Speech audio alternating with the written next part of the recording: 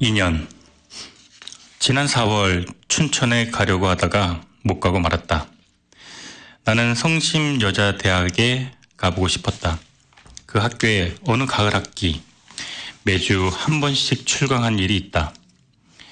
힘든 출강을 한 학기를 하게 된 것은 주 수녀님과 김 수녀님이 내 집에 오신 것에 대한 예의도 있었지만 나에게는 사연이 있었기 때문이다. 수십 년 전 내가 17 되던 봄, 나는 처음 동경에 간 일이 있었다.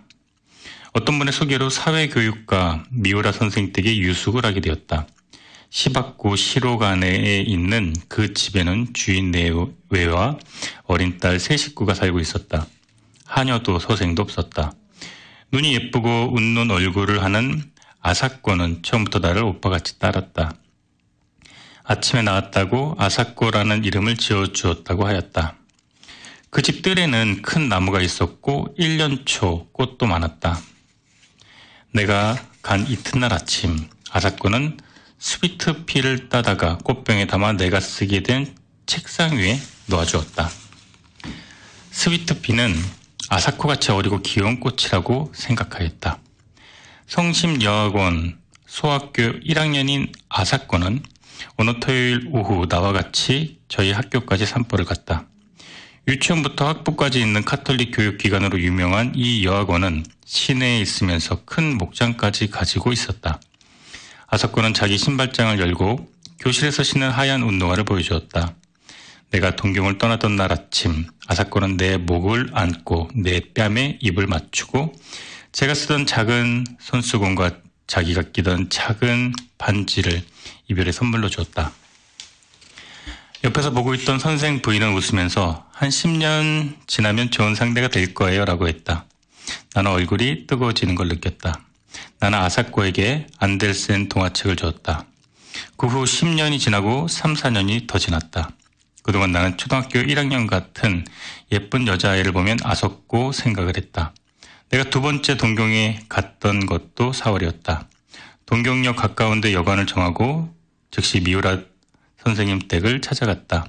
아사코는 어느덧 청순하고 세련되어 보이는 여인이 되어 있었다. 그 집 마당에 피어있는 목련꽃과도 같이. 그때 그는 성심여학원 영문과 3학년이었다. 나는 좀 서먹서먹했으나 아사코는 나와의 재회를 기뻐하는 것 같았다.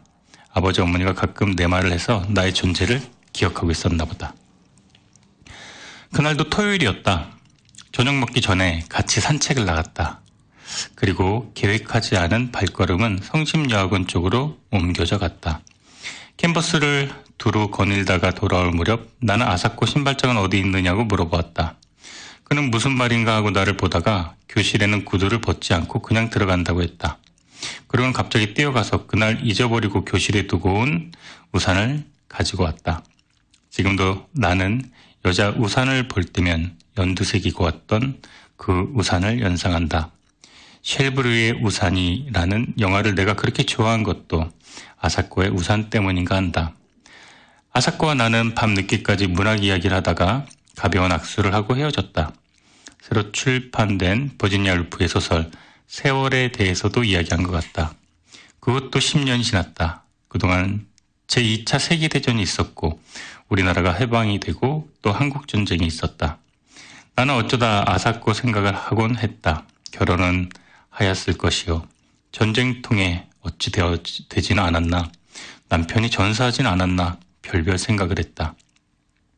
1954년 처음 미국 가던 길에 나는 동경을 들러 미우라 댁을 찾아갔다. 뜻밖의 그 동네가 고스란히 그대로 있었다. 그리고 미우라 선생네는 아직도 그 집에 살고 있었다. 선생 내부는 흥분된 얼굴로 나를 맞이하였다. 그리고 한국이 독립돼서 무엇보다 잘 됐다고 치하를 하였다. 아사코는 전쟁이 끝난 후 내가도 사령부에서 번역 일을 하고 있다가 거기서 만난 일본인 2세와 결혼을 하고 따로 나가서 산다는 것이었다. 아사코가 전쟁 미망인이 되지 않은 것은 참 다행이었다. 그러나 2세와 결혼했다는 것이 마음에 걸렸다. 만나고 싶다 했더니 어머니가 아사코 집으로 안내해 주었다. 뾰족 지붕에 뾰족 창문들이 있는 작은 집이었다. 20년 전 내가 아사코에게 준 동화책 겉장에 있는 집도 이런 집이었다. 아, 이쁜 집. 우리 이 다음에 이런 집에서 같이 살아요. 어린 아사코의 목소리가 지금도 들린다. 10년쯤 미리 전쟁이라고 그만큼 일찍 한국이 독립되었더라면 아사코 말대로 우리는 같은 집에서 살 수 있게 되었을지도 모른다. 뾰족 지붕에 뾰족 창문들이 있는 집이 아니더라도 이런 부질없는 생각이 스치고 지나갔다. 그 집에 들어서자 마주친 것은 백합같이 시들어가는 아사코의 얼굴이었다. 세월이란 소설 이야기를 한 지 10년이 더 지났다. 그러나 그는 아직 싱싱해야 할 젊은 나이다. 남편은 내가 상상한 것과 같이 일본 사람도 아니고 미국 사람도 아닌 그리고 진죽은 장교라는 것을 뽐내는 것 같은 사나이였다. 아사코와 나는 절을 몇 번씩 하고 악수도 없이 헤어졌다. 그리워하는데도 한 번 만나고는 못 만나게 되기도 하고 일생을 못 잊으면서도 아니 만나고 살기도 한다. 아사코와 나는 3번 만났다. 3번째는 아니 만났어야 좋았을 것이다. 오는 주말에는 춘천에 갔다 오려 한다. 소양강 가을 경치가 아름다울 것이다.